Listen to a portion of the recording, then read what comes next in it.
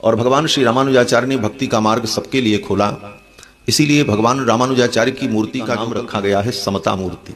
समता माने सबके लिए जो द्वार खुला है, समानता का जिन्होंने सिद्धांत समाज को दिया।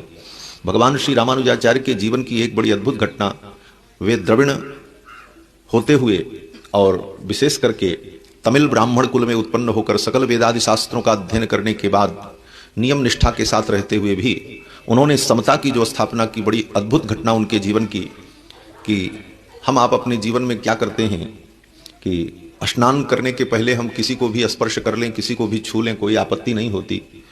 स्नान करने के बाद फिर हम किसी अपवित्र वस्तु को या किसी अपवित्र व्यक्ति को छूना स्वीकार नहीं करते अंतःकरण से।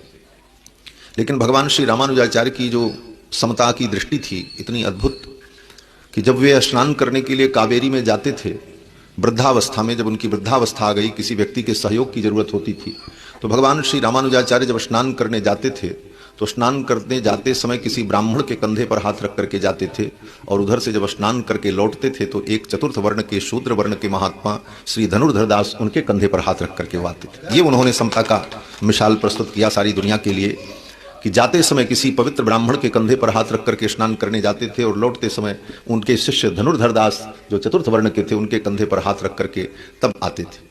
इस प्रकार भगवान श्री रामानुजाचार्य ने सबके लिए भक्ति का मार्ग खोला।